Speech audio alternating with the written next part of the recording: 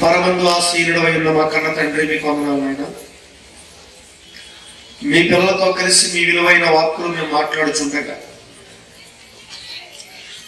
మా ఆత్మీయ జీవితానికి అవసరమైన ఎన్నో విశేషమైన సంగతులు మాకు అందించండి తండ్రి. వింటున్న ప్రతి మాటలోన అర్థాన్ని గ్రహించి వాటి ప్రకారం బ్రతకగలిగే ధన్యతను మా అందరికీ ప్రసాదించమని అర్థిస్తున్నాం.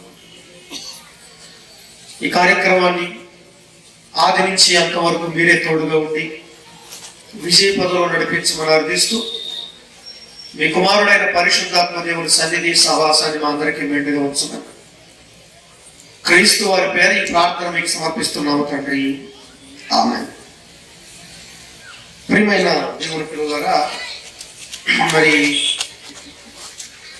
ఈరోజు ప్రపంచం అంతా కూడా మరి ఎంత ఘనంగా ఈ కార్యక్రమాన్ని జరుపుకుంటుందో మీకు తెలియదు కాదు. అంటే ప్రపంచం మొత్తం కూడా, భారతదేశమే కాదు, ఒక అమెరికానే కాదు, ఒక ఇంగ్లాండ్ అనే కాదు, ఈ కార్యాలయాల మీద ప్రతి దేశంలో కూడా ఈ రోజున ప్రతి మనిషి ఒక వ్యక్తిని మాత్రమే జ్ఞాపకం చేసుకుంటున్నారంటే అది చిన్న మాట కాదు, గుర్తుపెట్టుకోండి. ఏ దేశమైనా, ఏ ప్రాంతమైనా ఏదో కొంతకాలం ఆ ప్రాంత ప్రజలు మాత్రమే ఒక వ్యక్తిని గుర్తుపెట్టుకుంటారు. కానీ వేల సంవత్సరాలు గతిస్తున్నా, తరాలు జరిగిపోతున్నా, నాటికి నేటికి ఏ నాటికి మరువబడని నామం, మరుపురాని జీవితం ఎవరిదైనా ఉందని అంటే అది మనం నమ్మిన యేసుక్రీస్తు ప్రభు వారి జీవితాల సంగతి మీరు గుర్తుపెట్టుకోవాలి. నిజంగా ఒక వ్యక్తి ప్రపంచంలో ఇంత ప్రభంజనాన్ని సృష్టించగలడా అని మనం ఆలోచించినప్పుడు, నిజంగా ఈ ప్రపంచంలోకి ఎంతో మంది రాజులు వచ్చారు, చక్రవర్తులు వచ్చారు, మహానుభావులు అనుకునేవాడు ఎంతో మంది వచ్చారు, సామంతులు వచ్చారు. కానీ ఎవరికి లేని ఘన చరిత్ర, ఎవరు సృష్టించలేని ప్రభంజనం, ఒక సరికొత్త జీవన విధానానికి నాంది పలకటమే కాకుండా ఈ ప్రపంచానికి ఒక మార్గనిర్దేశకంగా ఆయన బ్రతికిన బ్రతుకు, ఆయన మాట్లాడిన మాట ఈ ప్రపంచాన్ని మొత్తం ఆక్రమించింది, ఆకర్షించింది. ఈ రోజున ప్రపంచంలో ఎంతో మంది మేధావులుగా మనకు కనబడుతున్నారు. ఏ దేశంలో ఏ మేధావి అయినా, ఏ దేశంలో ఏ గొప్పవాడైనప్పటికీ ప్రపంచంలో ప్రతి ఒక్కరి చూపు ఆయన వైపే. ఎందుకంటే ఆయన జీవితం ప్రత్యేకం, ఆయన బ్రతుకు పావనం. అది ప్రపంచం అంతా ఒప్పుకుంది. అది చరిత్రను తిరగేసి మనకు అర్థమవుతుంది. ఎందుకంటే యేసుక్రీస్తు వారి జీవితం అనే చరిత్రని 2 భాగాలుగా చేసిన ఘన చరిత్ర. ఆయన జీవితం ఒక చరిత్రనే సృష్టించిందనటంలో ఏమాత్రం సందేహం లేదు. ఒక్కసారి మీరు ఆలోచించండి. నిజంగా ఇప్పుడు మాట్లాడుకుంటున్న మాటలు ఇవి చిన్న మాటలు అనుకుంటే పొరపాటు అండి. మనలాగానే సాధారణంగా ఒక చిన్న కుగ్రామంలో జన్మించాడు యేసుక్రీస్తు వారు, మనలాగానే. కానీ నిజంగా ఒక చిన్న బెత్లెహేమ్ అనే గ్రామంలో, యెరూషలేము అనే పట్టణంలో, యూదయ దేశంలో పుట్టిన మహానుభావుడు ఈ రోజున ఆయన కీర్తికి ఎలా లేకుండా పోయాడు. ఆయన ఘనతకి ఈ రోజున రాష్ట్రాలు కాదు, దేశాలు కాదు, ఖండాలు దాటుకుంటూ వెళ్ళిపోయింది. దీనికి కారణం ఏంటి? ఒక వ్యక్తి ఈ ప్రపంచంలో ఇంత సుస్థిర స్థానాన్ని ఎలా సంపాదించుకున్నాడు? ఒక వ్యక్తిలో ఇన్ని అపారమైన సుగుణాలు ఎలా దాగి ఉన్నాయి? ఏంటి ఆయన వెనకాల ఉన్న శక్తి? నిజంగా మనం మాట్లాడుకుంటే ఒకవేళ మనిషి వెనకాల ఉన్నది మానవ శక్తి అయితే ఆ ప్రభంజనం కానీ, ఆ విప్లవం కానీ అప్పటికే ఆగిపోతుంది. కొన్ని సంవత్సరాల తర్వాత దాన్ని మరిచిపోతాం. నిజంగా మీరు ఆలోచిస్తే మన కుటుంబ సభ్యులనే మనం గుర్తుపెట్టుకోం. ఉదాహరణకి ఇక్కడ అందరూ కూర్చున్నారు. మనందరికీ మన తండ్రి తెలుసు, మన తాత తెలుసు. మాకు ముత్తాత తెలిసిన వాళ్ళు చేతులెత్తండి ఎవరైనా ఇక్కడ. మన కుటుంబంలో ఉన్న మన ముత్తాతే మనకు తెలియదు. ఇకపోతే భారతదేశానికి స్వతంత్రం తీసుకొచ్చిన ఎంతో మంది స్వాతంత్ర సమర యోధులు ఉన్నారు. వారి పేరు 10 మంది పేర్లు చెప్పండి. మీరు ఏం చెప్పగలం చెప్పండి. ఇలా మన మన ప్రాంతంలో పుట్టిన గొప్ప వాళ్ళు అనుకున్న వాళ్ళనే కొన్ని 10 సంవత్సరాలు మనం మర్చిపోతాం. కానీ వేల సంవత్సరాలు గతిస్తున్న ఎప్పటికైనా మాటలు మానవ ప్రపంచం పైన ప్రభావం చూపుతున్నాయంటే, ప్రతి మనిషి మనస్సును ఆక్రమిస్తుందంటే, ఇక ఆయన నేల మీద ఆయన మాటలు ముందుకు వెళ్ళిపోతున్నాయంటే, నిజంగా ఆయన వెనకాల దాగి ఉన్న శక్తి ఏంటని ప్రపంచం ఆలోచిస్తే, ప్రపంచం మొత్తం కూడా ఈ రోజున యేసుక్రీస్తు వారిని నెత్తిన పెట్టుకునేవాడు ఆయన మాటలు తూచా తప్పకుండా పాటించారు. ఆలోచించండి, ఏంటయ్యా ఆయన వెనకాల శక్తి అంటే చెప్తున్నాడు చూడండి. యోహాను సువార్త 5వ అధ్యాయం 41 మాట చెప్తున్నాడు చూడండి, జాగ్రత్తగా ఆలోచించండి. యోహాను సువార్త 5వ అధ్యాయం 41 ఏం చెప్తున్నాడు చూడండి. ప్రియమైన దేవుని పిల్లలారా, నేను మనుషుల వలన మహిమ పొందిన వాడను కాను.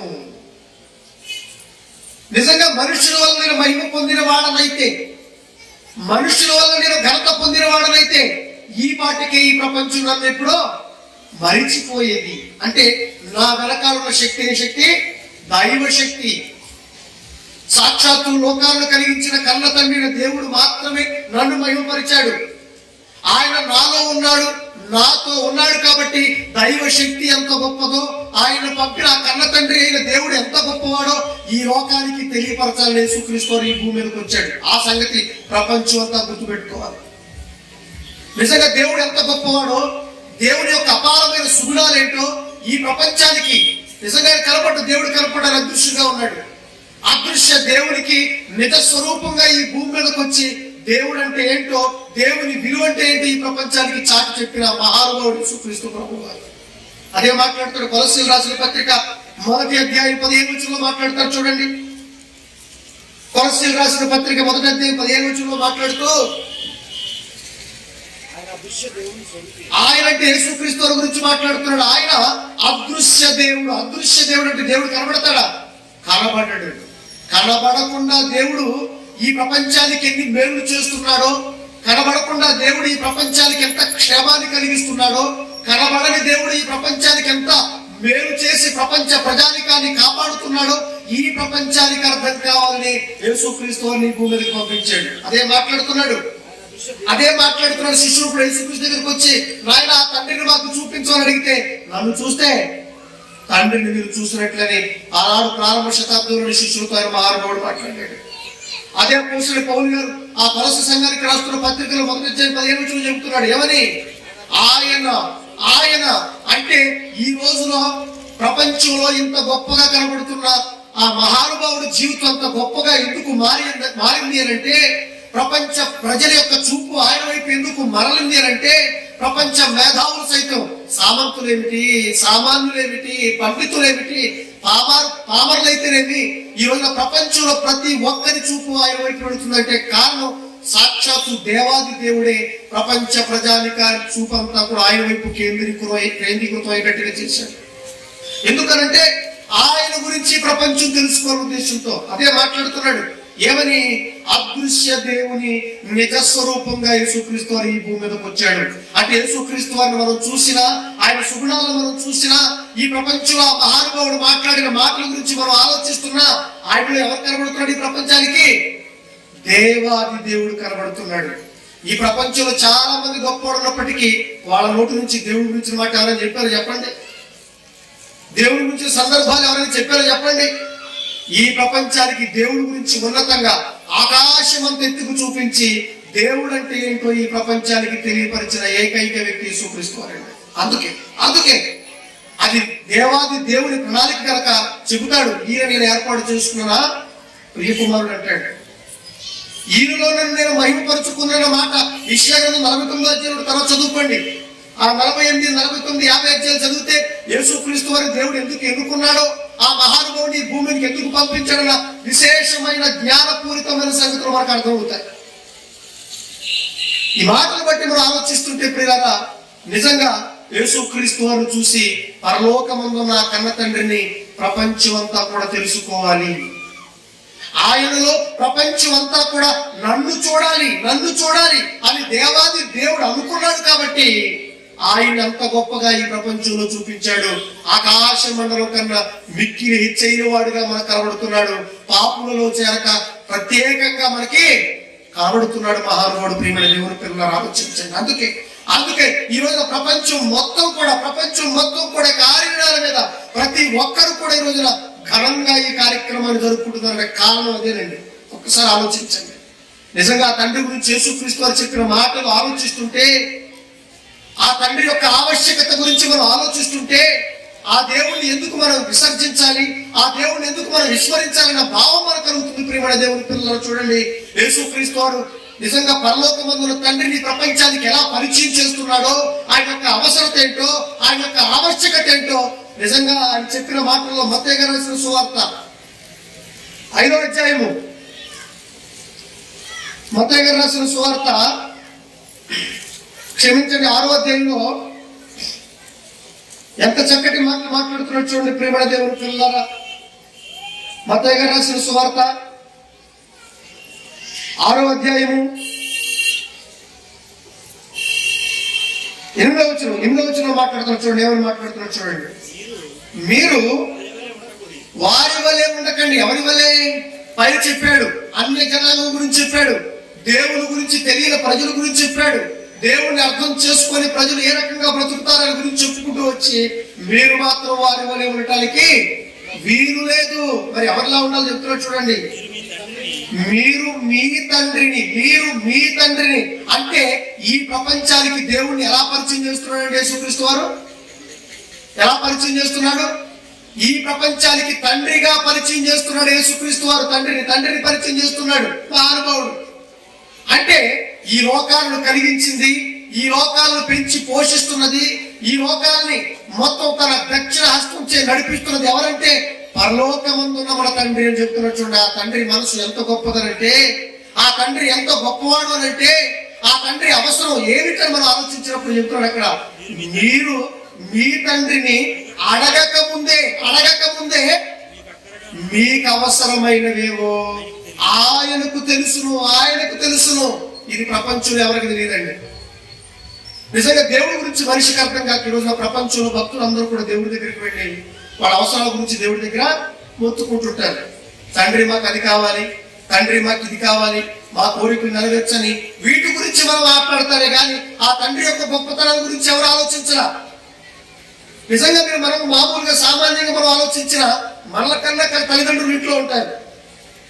తల్లిదండ్రులు పిల్లల కన్నా తర్వాత వాళ్ళు అడిగితేనే అని ఎవరండి, వాళ్ళు అడగక ముందే వాళ్ళ అవసరాలు ఏంటో, వారి కోరికలు ఏంటో, వారి మనస్సును తెలుసుకున్న కన్న తల్లిదండ్రులు వారికి కావలసినవన్నీ ఇంట్లో సమకూరుస్తారు. వాడు పెరిగి పెద్దవాడై రేపొద్దున భవిష్యత్తులో గొప్పవాడై ఉండటానికి ఎన్నో విధిపూర్వకమైన కార్యక్రమాలు వారి పట్ల జరిగిస్తారు. ఇది తల్లిదండ్రులుగా వాళ్ళ ధర్మం. ప్రియమైన దేవుని పిల్లలు ఆలోచించండి. అలాగే పరలోకమున్న దేవుడు కూడా మన తండ్రి అనుకుంటే, ఆ తండ్రి నిజంగా భూమి మీద ప్రతి మనిషికి జీవితాన్ని ప్రసాదించి ఈ బ్రతుకును మనందరికీ ఇచ్చి ప్రతి మనిషికి ఊపిరిని జీవాన్ని ప్రసాదించి మనందరం కూడా బ్రతకటానికి ఈ పంచభూతాల గల ప్రకృతిని మన పాదాక్రాంతం చేశాడు. మనం అడిగేమని ఇచ్చాడో చెప్పండి? మనం అడిగేమని ఈ జీవితాన్ని మనకి దేవుడు ఇచ్చాడో చెప్పండి? మనం అడిగేమని ఈ ప్రకృతిలో ఇన్ని వింత గొప్ప కార్యక్రమాలు చేశాడు చెప్పండి? మనం అడగక ముందే ఎన్నో గొప్ప కార్యక్రమాలు దేవుడు ఈ ప్రకృతిలో జరిగించాడు. ఎందుకంటే ఆయన మన తండ్రి కనుక, ఆయన మన నాన్న కనుక ఈ రోజున భూమి మీద పుట్టిన కోట్ల మంది ప్రజలందరూ అవసరాలు ఆయన తీరుస్తున్నాడు. ప్రతి మనిషిని కూడా సంతృప్తి పరుస్తున్నాడు. కానీ ఈ రోజున మనుషులు దేవుణ్ణి విస్మరించి దేవుడు మనసును అర్థం చేసుకోక ఈ రోజున ప్రతి మనిషి దేని కోసం ఆలోచిస్తున్నాడు, దేని కోసం బ్రతుకుతున్నాడు అన్నప్పుడు జారిని పొట్టను నింపుకోవడం కోసం ఈ రోజున కోటిదారులు ఎన్నుకున్నాడు మనిషి, పరిగెడుతున్నాడు మనిషి. ప్రొద్దు నుంచి కానించి సాయంత్రం వరకు దేని కోసం పరిగెడుతున్నాడు అంటే ఈ కడుపును ఎలా నింపుకోవాలి, ఈ బ్రతుకును ఎలా పోషించుకోవాలి, ఈ లోకంలో ఎలా బ్రతకాలని పరుగు ఈరోజు మనుషులందరూ కూడా ఈ విధంగా పరిగెడుతున్నప్పుడు యేసుక్రీస్తు ఒక మాట చెప్పాడు. ఏమయ్యా, మీకు గుర్తుంది, ఒక్కసారి ఆలోచించండి. ఆ తండ్రిని పరిచయం చేస్తున్నాను, ఆ తండ్రి ఎంత గొప్పవాడో మీకు తెలుసా? ఆకాశ పక్షులు చూడమన్నాడు. ఒక్కసారి చూడు. అవి నీలా విత్తవు, అవి నీలా పోయవు, అవి నీలా కష్టపడవు. అయినా మీ పరలోకమందున్న మీ తండ్రి వాటిని ఏం చేస్తున్నాడు? వాటిని పోషిస్తున్నాడు. ఈ సృష్టిలో ఎన్ని లక్షల జీవరాశులు ఉన్నాయని అడిగితే శాస్త్రం చెబుతుంది వాళ్ళ ఏమని, సుమారు 84 లక్షల జీవరాశులకు పైగా ఈ రోజున సృష్టిలో ఎన్నో ఉన్నాయని చెబుతున్నాడు.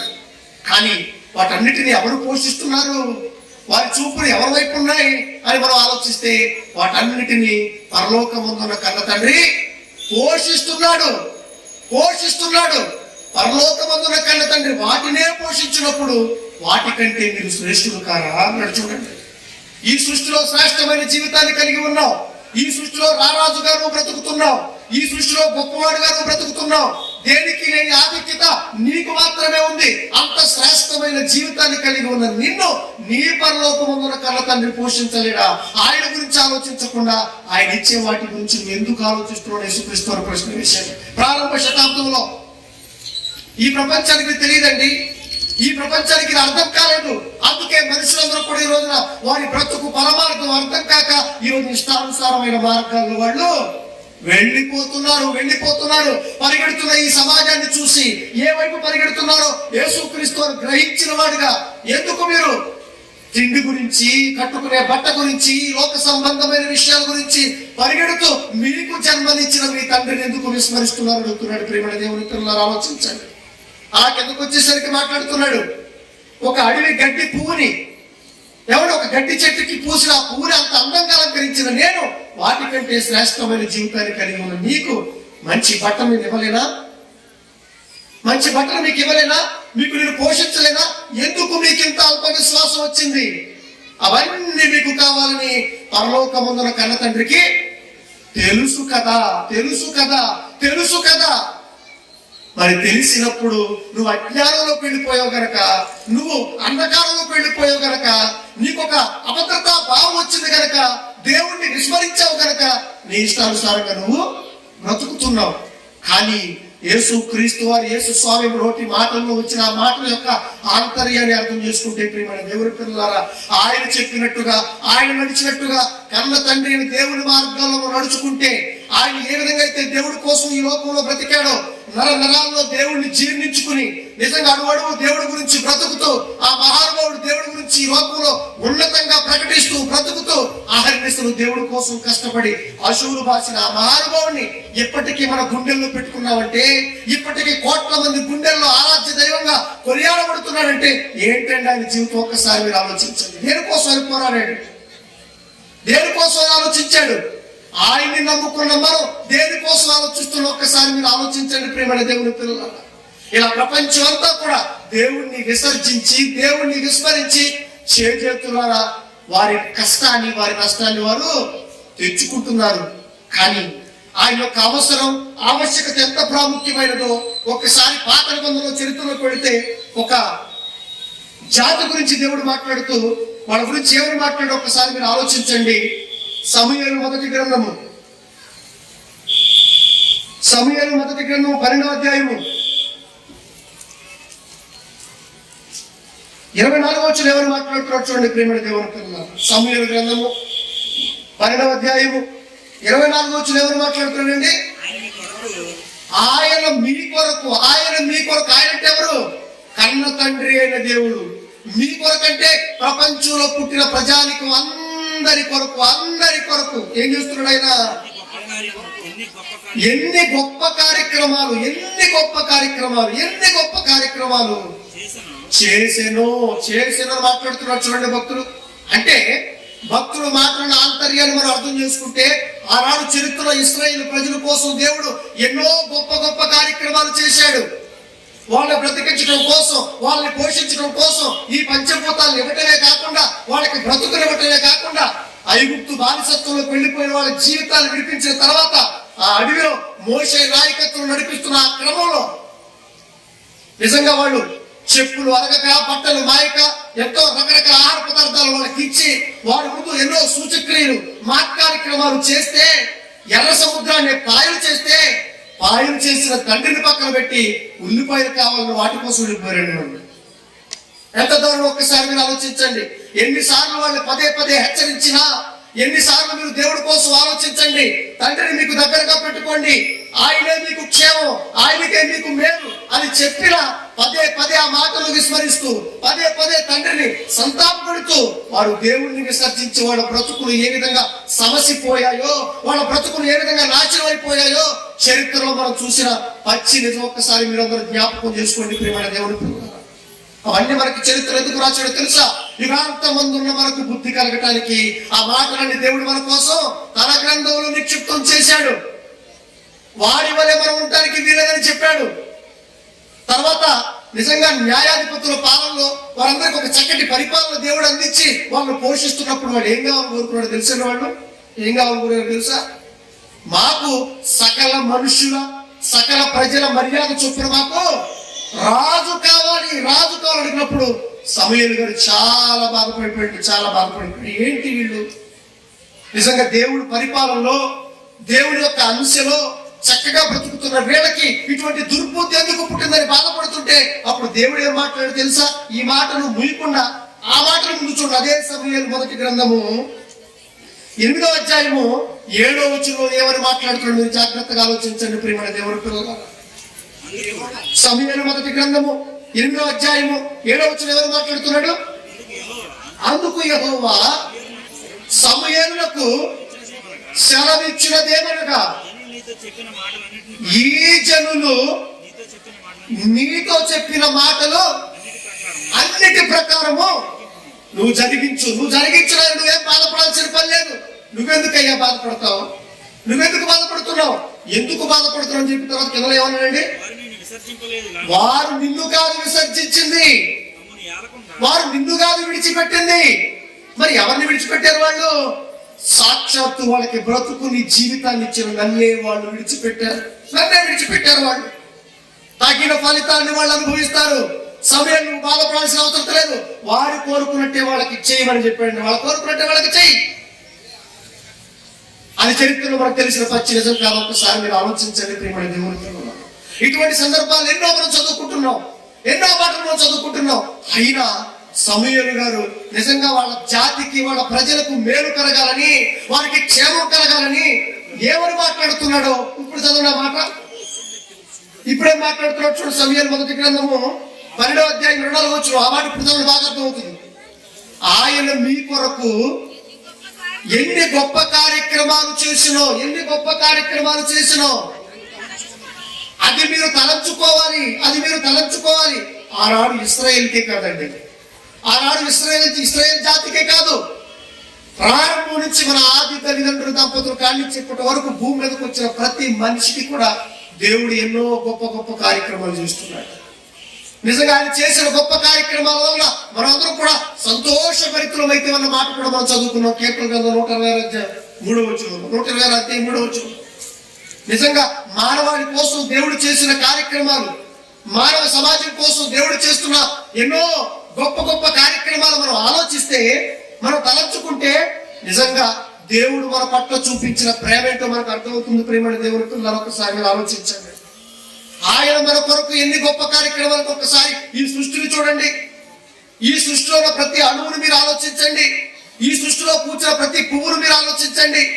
ఈ సృష్టిలో కాచిన ప్రతి కాయల గురించి మీరు ఆలోచించండి. వీచే గాలిని ఆలోచించినా, తాగే నీటిని మనం ఆలోచించినా, మన కడుపులు నిండే పద్ధతిని మనం ఆలోచించినా, మన కడుపులు పండే పద్ధతి గురించి మనం ఆలోచించినా, ఆ దేవుడు మన కొరకు ఎన్ని గొప్ప కార్యక్రమాలు చేశాడు. నిజంగా రకరకాల ఆహార పదార్థాలు మనం అనుభవిస్తున్నాం. ఎన్నో రకాల పళ్ళు, ఎన్నో రకాల పూలు, ఎంతో రకాల ఈ ప్రకృతిని మనం అనుభవిస్తున్నాం. ఇందాక చక్కగా చింతలో పాట పాడింది. నిజంగా ప్రతి మనిషి ఎన్ని రకాల మాంసాహారాలు తింటున్నాడు, ఎన్ని రకాల ఆహార పదార్థాలు తింటున్నాడు, ఎంత చక్కగా ఈ ప్రకృతిని అనుభవిస్తున్నాడు. ఇది ఎవరి రకాల కష్టం? ఎవరండి మనిషి గాలి రప్పించేది? ఎవరండి మనిషి కడుపు నింపేది? ఎవరండి మనిషి కడుపును పండించేది? ఎవరి వల్ల మనం ఆనందం పొందుతున్నాం? ఎవరి వల్ల మనం మేలు పొందుతున్నాం? ఒక్కసారి మీరు ఆలోచించండి. మళ్ళీ పైగా కార్యక్రమాలు ఎంత గొప్ప కార్యక్రమాలు అంటే ఆలోచిస్తే మనకు అర్థమవుతుంది. దావీదు గారు మాట్లాడాడు, ఎవరో తెలుసా? యెహోవా దేవా, నీవు మా ఎడల జరిగించిన ఆశ్చర్య కార్యక్రమాలు. నిజంగా ఈ ప్రకృతిని చూస్తే ఎంత ఆశ్చర్యం అంటే ఎంత ఆశ్చర్యం. నిజంగా ఒక్కటే భూమి, ఆ భూమిలో నుంచి ఈ రోజున ఎన్ని రకాల ఆహార పదార్థాలు వస్తున్నాయి ఒక్కసారి మీరు ఆలోచించండి. అదే భూమిలో నుంచి కమలా పండు వచ్చింది, అదే భూమిలోంచి యాపిల్ పండు వచ్చింది, అదే భూమిలోంచి ద్రాక్ష పండు వచ్చింది, అదే భూమిలోంచి జామకాయ వచ్చింది. ఒకే నీరు, ఆ నీటిలోంచి ఎన్ని రకాల చేపలు, ఎన్ని మత్స్యాలు, ఎంత సంపద. పండు పండుకొక రంగు, పండు పండుకొక రుచి, పండు పండుకొక ఆకృతి. అబ్బబ్బబ్బబ్బ, ఈ ప్రకృతిని మనం ఆలోచిస్తుంటే ఎంత చక్కగా డిజైన్ చేసేటండి తండ్రి. అంటే తన పిల్లలు ఈ ప్రకృతిని చూసినప్పుడు నా కోసం నా తండ్రి ఇన్ని గొప్ప కార్యక్రమాలు చేశాడని ప్రతి కాయను మనం అనుభవిస్తున్నప్పుడు, ప్రతి ఆహార పదార్థాన్ని మనం తింటున్నప్పుడు మన మనస్సు ఆనందంతో ఆహ్లాదంతో పొంగిపోయిన తర్వాత నిజంగా ఈ ఇంత వింత కార్యక్రమాలు నా కోసం చేసావా కన్న తండ్రిని, ఈ ప్రపంచం మొత్తం పొంగిపోవాలి, ఈ ప్రపంచం మొత్తం నన్ను గుర్తించాలి, ఈ ప్రపంచం అంతా కూడా నేనే వారిని పెంచుతున్నది, నేనే వారిని పోషిస్తున్న సంగతి వారికి అర్థం కావాలని దేవుడు ఎన్నో గొప్ప కార్యక్రమాలు చేస్తే వాటి గురించి ఎవరు మాట్లాడుకుంటున్నారు చెప్పండి? వాటి గురించి ఎవరండి మాట్లాడుకునేది? ఈరోజు కుటుంబంలో ఎవరి నలుగురు కుటుంబ సభ్యులు కూర్చుని ఆ పళ్ళెంలో ఆహారం పెట్టుకున్న తర్వాత నిజంగా తండ్రికి ప్రార్థన చేసే కార్యక్రమాలు లేవు. ఇంకా దేవుడి గురించి ఎవరు మాట్లాడుకుంటారు చెప్పండి? ఏ తల్లి అయినా ఏ తండ్రి అయినా నిజంగా ఆ పళ్ళెంలో ఆహార పదార్థాలు ఉన్నప్పుడు నాయనా ఈ 5 వేళ్ళు లోపలికి వెళుతున్నాయంటే, ఇంత చక్కటి ఆహార పదార్థాలు మనం తింటున్నాం అంటే కారణం తండ్రి దేవుడు అని ఎప్పుడైనా మనం చెప్పామండి? ఎప్పుడైనా దేవుడి గురించి మనం మాట్లాడుతున్నాం చెప్పండి? నిజంగా ఆ సూర్యరశ్మితో సముద్రాల్లో ఉన్న నదుల్లో ఉన్న నీరు వేడెక్కి ఆవిరిగా మారుతున్నాయి. ఆవిరిగా మారిన నీరు మేఘాలుగా మారుతున్నాయి. మేఘాలుగా మారి నీరు పైన చల్లని గాలి వెళ్ళి మరలా అదే నీరు ప్యూరిఫై అయ్యి నిజంగా మన నెత్తి మీద, మన కాళ్ళ మీద, మన చెరువుల్లో, మళ్ళా మన సముద్రంలో వెళ్తున్నాయి. ఈ వర్షం వస్తుందంటే, ఈ పంటలు పండుతున్నాయంటే, మనుషులు కడుపులు నిండుతున్నాయంటే, ఈరోజు మనం త్రాగే నీరు మనకు వస్తుందంటే కారణం దేవుడని ఈ ప్రపంచం ఎవరు మాట్లాడుకుంటున్నారో చెప్పండి? వ్యర్థమైన మాటల గురించి, వ్యర్థమైన కార్యక్రమాల గురించి, మనకు అవసరం లేని వాటి గురించి ప్రపంచం అంతా మాట్లాడుకుంటుంది. కానీ ఈ ప్రపంచాన్ని పెంచి పోషించి వడ్డించిన ఆ కన్న తండ్రిని దేవుడు మాత్రం ఈ ప్రపంచం విస్మరించింది ఆనాడు ఇశ్రాయేలు జాతిలాగా. కానీ భక్తులు ఏం మాట్లాడుతున్నాడో తెలుసా? వాళ్ళకి ఏం హితం పలుకుతున్నాడో తెలుసా? మీ కన్న తండ్రి దేవుడు మీ కొరకు ఎన్ని గొప్ప కార్యక్రమాలు చేశారో వాటన్నిటిని మీరు ఏం చేయాలి? తలంచుకోవాలి. ప్రతి నిత్యం తలంచుకోవాలి, ప్రతిరోజు మాట్లాడుకోవాలి. ఆ తర్వాత ఏమన్నాడు? వీరు యెహోవా యందు భయభక్తులు కలిగి ఏమన్నాడు? నిష్కపటులై పూర్ణ హృదయంతో ఆయనను సేవించుట ఆవశ్యకం. ఈ ప్రపంచానికి ఆజ్ఞ జారీ చేశాడు. ఆనాడు చరిత్రలో ఇశ్రాయేలు ప్రజలకు జారీ చేశారే, మీరు బాగుపడాలంటే, మీ బ్రతుకులు బాగుండాలంటే మీ బ్రతుకుల్లో దేవుడు ఉండాలి. ఆ దేవుడు మీ కొరకు చేసిన గొప్ప గొప్ప కార్యక్రమాలు ప్రతి నిత్యం వాటి కోసం మీరు తలంచుకోవాలి, వాటి గురించి మీరు మాట్లాడుకోవాలి. అంతేకాకుండా దేవుని యందు భయభక్తులు కలిగి ప్రతి నిత్యం మీరు బ్రతకటం, ఆయన్ని సేవించటం, ఆయన్ని ఆరాధించటం, ఆయన్ని ప్రేమించటం మీ అందరికీ అవసరం అని నిజంగా ఆ రోజు నొక్కి ఒక్కడిని చెప్పాడు. వాడు ఎందరో చెప్పండి? ఈరోజు దేవుడు అవసరం ఏంటో, దేవుని ఆవశ్యకత ఏంటో ప్రపంచానికి అర్థం కావట్లేదు. అదే ప్రారంభంలో నిజంగా మోషే గారు ధర్మశాస్త్రం ద్వారా ప్రారంభంలో ఇచ్చాడు. ద్వితీయోపదేశకాండం 5వ అధ్యాయం 29 చూడండి. ఆ మాట కూడా చూడండి. ద్వితీయోపదేశకాండము 5వ అధ్యాయం 29 నిజంగా ధర్మశాస్త్రాన్ని ఇస్తూ వారికి ఒక ప్రాముఖ్యమైన ఆజ్ఞలు జారీ చేశారు. చూడండి ఏం చెప్పాడు చూడండి. వాళ్ళ మేలు కోసం, వాళ్ళ క్షేమం కోసం. చదువు గట్టిగా.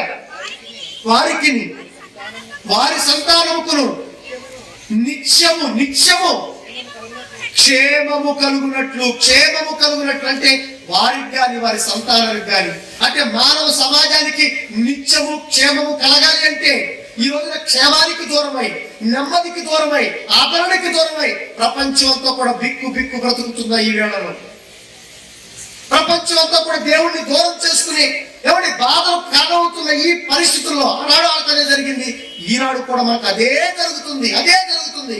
వాటి నుంచి మనం తప్పింపబడాలి అంటే, మన కుటుంబాల్లో మనకి మేలు రావాలి అంటే, మన బ్రతుకుల్లో మనకి క్షేమం రావాలంటే చెబుతున్నాడు. ధర్మశాస్త్రం ద్వారా చెబుతున్నాడు ఏమని? మీకు మీ సంతానానికి నిత్యము క్షేమము కలగాలంటే ఏం చేయాలని చెప్పాడు? వారు నా యందు భయభక్తులు కలిగి నా ఆజ్ఞలన్నిటినీ నా ఆజ్ఞలు ఏమన్నాడు? అనుసరించే మనసు వారికి ఉంటే ఎంత మేలు, ఎంత మేలు, ఎంత మేలు ప్రపంచానికి. ఆనాడు ఇశ్రాయేలు జాతి గురించి మాట్లాడుతూ వారందరికీ నన్ను అనుసరించి నా మాట ప్రకారం బ్రతికి నా అందరూ భయభక్తులు కలిగి బ్రతికితే వారికి ఎంత మేలు, ఎంత క్షేమం మాట్లాడాడు చూడండి. కానీ విన్నారా వాళ్ళు? విన్నారా అండి? వాళ్ళు వినలేదు. దేవుని మాటలు చెవిని పెట్టలేదు. దేవుణ్ణి వాళ్ళ జీవితాల్లోకి తీసుకోలేదు. దేవుణ్ణి వారి జీవితాల్లోకి ఆహ్వానించుకోకపోవటం వలన వాళ్ళ బ్రతుకులు ఎలా ఛిద్రమైపోయిన చరిత్రలో మనం చూసాం. ప్రియమైన దేవుని పిల్లలు ఆలోచించండి.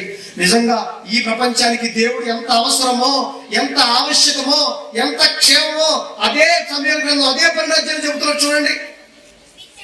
అదే 12వ అధ్యాయం పై మాటలో 14వ వచనం చెప్తారు చూడండి. 14వ వచనంలో ఎంత అవసరమో చెబుతున్నారు చూడండి. ప్రియమైన దేవుని పిల్లలు, మీరు యెహోవా యందు భయభక్తులు కలిగి ఆయన మాటను విని. చూడు, పదే పదే రిపీట్ చేస్తున్నాడు. ఎందుకని సార్లు రిపీట్ చేయాలి? ఒక సమయం గారు కానీ, మోషే గారు ఇచ్చిన ధర్మశాస్త్రం ద్వారా కానీ, నిజంగా లేఖనాల్లో ఎన్నో సందర్భాల్లో ప్రతి సందర్భంలో ఎందుకు ఈ మాటను రిపీట్ చేస్తున్నాడు ఒకసారి ఈ రాత్రి మీరందరూ కూడా మనసులో పెట్టండి. ప్రియులారా, ఏమని చెప్తున్నారండి? ఏమని చెప్తున్నా అడిగాడు ఫస్ట్ నుంచి?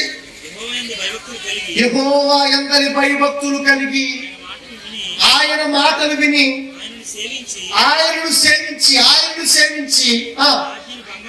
ఆయన ఆజ్ఞను భంగము చేయకుండా మీరును మిమ్మల్ని ఏడు రాజులను మీ దేవుడైన యెహోవాను అనుసరించిన ఎడల మీకు క్షేమము కలుగుతుంది. మీరు గాని మిమ్మల్ని ఏరే రాజులు గాని మీరందరూ ఏం చేయాలంటే నా ఆజ్ఞను భంగం చేయడానికి వీల్లేదు. మీరు బ్రతకటానికి మీ విధి విధానాలకి అన్నిటికీ ఒక చట్టాన్ని నిర్దేశించాను, ఒక మార్గాన్ని నిర్దేశించాను. మీరు ఎలా బ్రతకాలో, ఎలా జీవించాలో ప్రతి మాట నేను చెప్పాను. మీరు ఎట్టి పరిస్థితుల్లో కూడా దేవుని ఆజ్ఞను భంగం చేయడానికి వీల్లేదు. దేవుని మాటలు పక్కన పెట్టడానికి వీల్లేదు.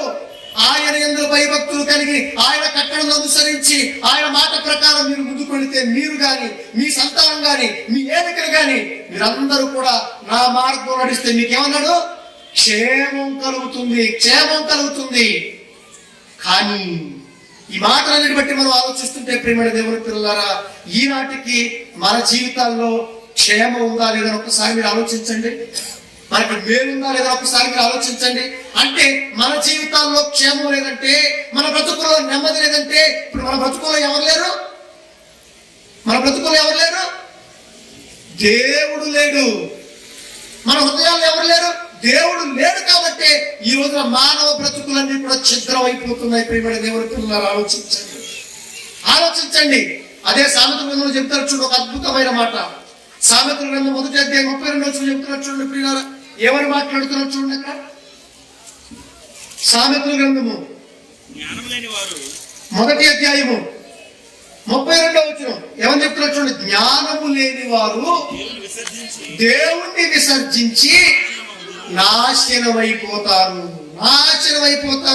అంటే ఈ రోజు ప్రతి మనిషి పతనం అయిపోవటానికి కారణం, ఈ రోజు ప్రతి మనిషి నాశనానికి వెళ్ళిపోవటానికి కారణం, ఈ రోజున ప్రతి మనిషి జీవితంలో నేర చరిత్ర ఉండడానికి గల కారణం, ఈ రోజు ప్రతి మనిషి జీవితం పతనం అయిపోవటానికి గల కారణం, ఈ రోజున కుటుంబ వ్యవస్థలు పాడైపోవటానికి గల కారణం, సభ్య సమాజం అంతా కూడా నాశనం అయిపోవటానికి గల కారణం ఏంటంటే ఏకైక కారణం అదే ఈ ప్రపంచం అంతా కూడా దేవుణ్ణి విసర్జించింది. కాబట్టి క్షేమాన్ని దూరం చేసుకుంటాను చూడండి. ఈ ప్రపంచ ప్రజానికం అంతా కూడా దేవుణ్ణి ఎంత దూరం చేసుకుంటారో క్షేమాన్ని కూడా అంతే దూరం చేసుకున్నట్టు గుర్తుపెట్టుకోండి. బలంగా ఈ మాటలు రాసుకోండి. మీకు క్షేమం కావాలా అయితే మీ జీవితాల్లోకి దేవుణ్ణి ఆహ్వానించండి. మీకు మేలు కావాలా అయితే మీ హృదయాల్లోకి దేవుణ్ణి ఇన్వైట్ చేయండి, ఆహ్వానించండి. మాకు మేలొద్దు, మాకు క్షేమం అనుకుంటారా? ఈ ప్రపంచంలో మేము కూడా ఎలాగే చేస్తాం అనుకుంటారా? అయితే వారి వల్లే మీరు కూడా దేవుణ్ణి విసర్జించడం చెప్తున్నాడు. మళ్ళీ చదివిన మాట ఎంత బాగుందో చూడండి. జ్ఞానము లేని వారు, బుద్ధున్నవాడు ఎవడు కూడా దేవుడు వదిలిపెట్టుకోడు. జ్ఞానం ఉన్నవాడు ఎవడు కూడా దేవుడిని విడిచిపెట్టడు. ఎట్టి పరిస్థితుల్లో కూడా దేవుడిని విడిచిపెట్టడు. ఎందుకంటే దేవుడితోనే క్షేమం ఉంది గనక, క్షేమానికి ఆధారం దేవుడు గనక, క్షేమం అంటేనే దేవుడు గనక. క్షేమం అంటే దేవుడిని తెలిసిన ఎవ్వరు కూడా వారి జీవితాల్లో ఏ సందర్భంలో కూడా దేవుణ్ణి వాళ్ళు విస్మరించరు. మరి ఎవరు విసర్జిస్తారు దేవుణ్ణి? ఎవరు విసర్జిస్తారు? ఎవరు విడిచిపెడతారు దేవుని మాటలంటే జ్ఞానము లేనివారు మూర్ఖులు మాత్రమే దేవుణ్ణి విడిచిపెడతారు, దేవుని మాటలు పక్కన పెడతారు, దేవుని కార్యక్రమానికి దూరంగా ఉంటారు. ఎవరైతే తెలివిగా ఉంటారో, ఎవరైతే జ్ఞానంగా ఆలోచిస్తారో, ఎవరైతే యేసుక్రీస్తును తెలుసుకుంటారో, ఎవరైతే ఆ వెలుగును తెలుసుకుంటారో, ప్రతి ఒక్కరు కూడా ప్రతి సందర్భంలో దేవుడి మాటకి ఎప్పుడో ఉన్నతమైన విలువలేస్తారు. ప్రియమైన దేవుని పిల్లలారా, ఆలోచించండి, ఒక్కసారి మనసు పెట్టండి. ప్రియమైన దేవుని పిల్లలారా, నిజంగా చరిత్రలో ఒక మహారాజు చక్రవర్తి గురించి మీ అందరికి తెలుసు. ఆయనే జ్ఞాని అయిన సొలొమోను గారు ప్రసంగారు. ఇక ఆయన చరిత్ర గురించి తెలియదు కాదు. నిజంగా ఆయన సాధించినదంటూ ఏదీ లేదు. తన కన్నులకు ఏది నచ్చితే ప్రతిదీ కూడా తన హృదయాన్ని ఆటంకపరచకుండా ప్రతిదాన్ని కూడా ఆయన పొందుకున్నాడు. ఆయనకున్న ఆస్తులు, ఆయనకున్న అంతస్తులు, ఆయనకున్న భోగభాగ్యాలు ఈ ప్రపంచంలో ఎవరికి లేవు. ఆయనకున్న జ్ఞానం ఈ ప్రపంచంలో ఆనాడున్న సమాజానికి ఎవరికి లేవు. అలాంటి జ్ఞాని అయిన ప్రసంగారు ఎవరు మాట్లాడుతున్నాడు తెలుసా? చూడండి, ప్రసంగ గ్రంథం 1వ అధ్యాయం ఎవరు మాట్లాడుతున్నాడు చూడండి. ప్రసంగ గ్రంథం 1వ అధ్యాయము 2వ వచనం చూడండి. 2వ వచనంలో 3వ వచనం ఎవరు మాట్లాడుతున్నాడు చూడండి. వ్యర్థమని ప్రసంగి చెప్పుచున్నాడు. వ్యర్థము సమస్తము వ్యర్థమే. సూర్యుని కింద నరులు పడుచుండు పాటు అంతటి వలన వారికి కలుగుచున్న లాభం ఏమిటి? ఒక్కసారి మీరందరూ కూడా ఆలోచించండి. ఈ భూమి మీద 60-70 సంవత్సరాల ఆయుష్ కలిగి మనందరూ కూడా బ్రతుకుతున్నాం, మనందరూ కూడా జీవిస్తున్నాం. ఎవరికి జీవితం శాశ్వతం? నిజంగా ఏ మనిషి గురించి మనం ఆలోచించినా, రాజుల గురించి మనం ఆలోచించినా, చక్రవర్తుల గురించి మనం ఆలోచించినా, వాళ్ళు సాధించింది ఏంటి? వాళ్ళు తీసుకువెళ్ళింది ఏంటి? ఏదో ఒక రోజున ఈ భూమి నుంచి మనందరూ కూడా నిష్క్రమించవలసిందే, కొత్త చేతులతో వెళ్ళిపోవలసిందే. అన్నిటినీ అందరినీ ఆయన వాళ్ళందరినీ విడిచిపెట్టి శ్మశానంలోకి మనం కూడా వెళ్ళిపోవలసిందే. అన్న బ్రతుకు అన్న వాస్తవం తెలియదా చెప్పండి? అని ప్రసంగర్ ఆలోచించాడు. ప్రసంగర్ ఎంతో సాధించాడు. ఆయన చక్రవర్తి, ఒక మహారాజు, మహాజ్ఞాని. ఆయనతో పోల్చుకుంటే మన జీవితాలతో ఒక్కసారి ఆలోచించాడు. ప్రసంగర్ కంటే గొప్పవాళ్ళం మనం కాదే. కానీ ఆయన ఏం మాట్లాడుతున్నాడు? సూర్యుని కింద చేసి ఈ నరుల పాటలంతటి వలన మనుషులు కలిగే లాభం ఏమిటి? దీనివల్ల వాళ్ళు సాధించేదేంటి? వీటిల్లో మనుషులకు మేలు లేదని మాట్లాడుతూ 2వ అధ్యాయంలోకి వచ్చేసరికి ఎవరు మాట్లాడుతున్నారు చూడండి. 3వ వచనంలో 2వ అధ్యాయం 3వ వచనం ఎవరు మాట్లాడుతున్నారు చూడండి. పిల్లల, నా మనసు ఇంకను జ్ఞానమును అనుసరించుచుండగా ఆకాశము కింద తాము బ్రతుకు కాలమంతయు మనుషులు ఏమి చేసి మేలు అనుభవించురో చూడవలెనని తలిచి. చాలా చూడవలని తలిచి. ఎవరు మాట్లాడుతున్నారండి? ఎంత చక్కగా మాట్లాడుతున్నారు చూడండి. ఏమండి? నా మనసు ఇంకను జ్ఞానము అనుసరించుచుండగా ఆకాశము కింద తాము బ్రతుకు కాలమంతయు మనుషులు ఏమి చేస్తే వాళ్ళకి లాభం, ఏమి చేస్తే వాళ్ళకి క్షేమం? అదే మాట్లాడుతున్నారు 6వ అధ్యాయంలో. నీడవలే తమ బ్రతుకులను, తమ దినములను వ్యర్థముగా గడుపుకుని మనుషుల బ్రతుకునందు ఏది వారికి క్షేమం? ఏది వారికి క్షేమం? ఈ భూమి మీద మనిషికి క్షేమకరమైంది ఏంటి అని ఆలోచిస్తే నాకైతే ఏమీ కనబట్టలేదు నాయన. ఇంత అనుభవించాను, ఇంత సాధించాను అనుకున్నాను. నేను చివరికి వెనక్కి తిరిగి చూసుకుంటే అంతా శూన్యమే కనబడుతుంది. కానీ ఈ ప్రపంచం అంతా కూడా అటువైపు పరిగెడుతుంటే, ఈ ప్రపంచం అంతా కూడా వాటి కోసం ఆలోచిస్తుంటే నాకు వ్యసనం పుడుతుంది కన్న తండ్రి అని మాట్లాడుతున్నాడు చూడండి. ఎంత గొప్ప గొప్ప గొప్ప సంగతులు నిజంగా ఏ విధంగా బైబిల్లో వ్రాయించబడ్డాయో మనస్ఫూర్తిగా మనం ఆలోచిస్తే మనకు అర్థమవుతుంది. అలా తను అనుభవించినంతా చెప్పుకుంటూ వచ్చాడు. తాను సాధించింది చెప్పుకుంటూ వచ్చి చివరికి వచ్చేసరికి 11వ వచనం ఎవరు మాట్లాడుతున్నారు చూడండి. 11వ వచనంలో 11వ వచనంలో కింద, అప్పుడు నేను చేసిన పనులన్నీ వాటి కొరకై నేను పడిన ప్రయాసమంతయు నేను నిదానించి వివేచింపగా అవన్నీ వ్యర్థముగాను ఒకటి గాలికి ప్రయాస పడినట్లుగాను అగుపడెను. సూర్యుని కింద లాభకరమైనది ఏది లేనట్టు నాకు కనబడెను. దీనికోసం నేను ప్రయాసపడింది, దీనికోసం అప్పటి వరకు నేను ప్రాకులాడింది. ఏది సాధించాను నేను? ఏంటి నాకు క్షేమం లేదు, వీటి వల్ల నాకు మేలు లేదు, ఇప్పటి వరకు ఈ వ్యర్థమైన వాటి కోసం నేను ఎందుకు పరిగెట్టానని వాపోతున్నాడు చూడండి. అంతా అయిపోయిన తర్వాత చివరికి బాధపడితే ఉపయోగం ఉందో చెప్పండి? చేతులు కాలిపోయిన తర్వాత ఆకులు పట్టుకుంటే ఉపయోగం ఉందో చెప్పండి? దీపం ఆరిపోయిన తర్వాత ఇల్లు చక్కదిద్దుకుంటాం అనుకుంటే ఎంత అజ్ఞానం ఒకసారి మీరు ఆలోచించండి. అని పక్క వచ్చేలోకి వచ్చేసరికి 28వ వచనం మాట్లాడుతున్నాడు చూడండి. 20వ వచనంలో 20వ వచనం 2వ అధ్యాయం 20వ వచనం. కావున సూర్యుని కింద నేను పడిన ప్రయాసం అంతటి విషయమై నేను ఆశ విడిచిన వాడనైతే వీటిల్లో నాకు ఏమీ లేదు, ఏమీ క్షేమం లేదు. కాబట్టి ఈ భూమి మీద బ్రతుకుల్లో నేను సాధించిన విషయాలన్నిటిలో నేను ఆశ విడిచేశాను కన్నా తండ్రి, వీటి మీద నాకు ఆశ లేదు అని చెప్పుకుంటూ మానవ బ్రతుకు గురించి, జీవితాల గురించి, వాళ్ళ క్షేమాల గురించి మాట్లాడుకుంటూ వెళ్ళిపోయి చివరికి ఏమన్నా తెలుసండి? ఇదంతా విన్న తర్వాత తేలిన ఫలితార్థం ఇది ఏమిటది? మనుషులందరూ కూడా దేవుని అందరూ భయభక్తులు కలిగి ఆయన అనుసరిస్తేనే వాళ్ళకు మేలు, వాళ్ళకి క్షేమం తెలిసేసేది. చివరాధ్యాయం చూడండి, మాట ఎంత మాటతో చూడండి. చివరాధ్యాయం తెలుసని చెప్తున్నారు చూడండి. 12వ అధ్యాయం 13వ వచనంలో చెప్తున్నారు చూడండి.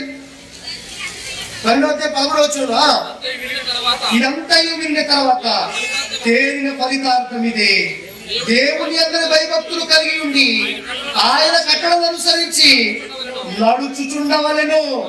మానవ కోటికి ఇదే విధి. ఇదే వారికి క్షేమం. అంటే ప్రపంచ మనుషులందరికీ కూడా ఎక్కడ క్షేమం దాగి ఉంది, ఎక్కడ మేలు దాగి ఉంది? దేవునిలోనే క్షేమం దాగి ఉందన్న సంగతి భక్తులు చెబుతున్నా, వారి నోట నుంచి ఎన్నో మాటలు జారువారుతున్నా మనం మాత్రం వాటిని పట్టించుకోకుండా ఇష్టానుసారంగా బ్రతికితే మనకేమైనా మేలు కలుగుతుందా? మనకేమైనా క్షేమం కలుగుతుందా? ఒక్కసారి మీరందరూ కూడా మనసు పెట్టండి. నిజంగా దావీదు గారు మాట్లాడుతున్నట్టుగా దావీదు గారు దేవుడి గురించి ఎంతో గొప్పగా ఆలోచించాడు. దావీదు గారు దేవుడి కోసం ఎన్నో వీరోచితమైన కార్యక్రమాలు చేశాడు. దావీదు తన మనస్సులో దేవుడిని నింపుకుని, తన మనస్సును దేవుడి మనసుతో అనుసంధానం చేసి దేవుడి యొక్క గొప్ప కార్యక్రమాలు వివరించుకుంటూ వెళ్ళిపోయి ఆయన కూడా తన జీవితంలో తేల్చిన ఫలితం ఏంటో కీర్తన గ్రంథం 16వ అధ్యాయము 1-2 వచనాలు ఏమని చెప్తున్నాడు చూడండి. కీర్తన గ్రంథము 16వ అధ్యాయము 1-2 వచనాలు ఏమని మాట్లాడుతున్నాడు చూడండి. ప్రేమల దేవుని పిల్లలారా, ఏమని? దేవా నీ శరణ వచ్చి ఉన్నాను కన్న తండ్రి, నువ్వే శరణు, నిన్ను శరణు వేడుతున్నాను. ఆ తర్వాత నన్ను కాపాడు తండ్రి, నన్ను కాపాడగలిగేవాడు నువ్వు మాత్రమే, నన్ను కాపాడు తండ్రి. నీవే ప్రభుడవు, నీకంటే ఈ ప్రపంచంలో నాకు క్షేమాధారం ఏదియో లేదని యెహోవాతో నేను మనవి చేసుకుంటున్నాను. చూడండి ఎంత చక్కటి మాట్లాడాడు, ఎంత గొప్ప మాట మాట్లాడాడు దావీదు. నీకంటే నాకు క్షేమాధారం ఏది అంటే ఈ ప్రపంచానికి క్షేమానికి ఆధారం ఎక్కడుంది? మనలో కన్న తండ్రి దేవుడి దగ్గరే మనుషులందరికీ క్షేమం దాగి ఉందన్న సంగతి మనుషులకు అర్థమైతే ఎంత బాగుంది చెప్పండి. అది తెలియపరచడానికి ఈ భూమి యేసుక్రీస్తు వచ్చాడండి. అది ప్రపంచానికి తెలియపరచడం కోసమే ఈ ప్రపంచ మానవాళికి ఎక్కడ మేలుందో, ఎక్కడ క్షేమం ఉందో ఈ ప్రపంచానికి తెలియపరిచి ప్రపంచ ప్రజలందరినీ కూడా దేవుడి దగ్గరికి తీసుకెళ్ళడం కోసం ప్రపంచ ప్రజానికాన్ని దేవుడితో సమాధానపరిచి మనుషులందరికీ క్షేమానికి ఆధారమైన దేవుణ్ణి ఈ లోకానికి ఉన్నతంగా చూపించి దేవుని లోకిట్లోకి వాళ్ళందరినీ చేర్చండి సూత్రం. ఎంత గొప్ప మాట, ఎంత గొప్ప ఒకసారి మీరు ఆలోచించండి. ఇంత గొప్ప భాగ్యాన్ని మనం నిర్లక్ష్య పెట్టుకుంటే మనకంటే దౌర్భాగ్యం ఎవరు గుర్తుపెట్టుకోండి. యేసుక్రీస్తు వారి జీవితాన్ని చూసిన తర్వాత కూడా, ఆయన మాటలు విన్న తర్వాత కూడా, బైబిల్ గ్రంథంలో ఇన్ని విలువైన మాటలు విన్న తర్వాత కూడా మన బ్రతుకులు మారకపోతే, మన బ్రతుకులు దేవుడి మీద ఆయత్తపడకపోతే, ఆయన మీద ఆధారపడకపోతే, ఆయనే శ్వాసగా, ఆయనే జీవితంగా, ఆయనే బ్రతుకుగా మన బ్రతుకులు మారకపోతే మనకు మాత్రం ఎవ్వరూ క్షేమాన్ని ఇవ్వలేరు.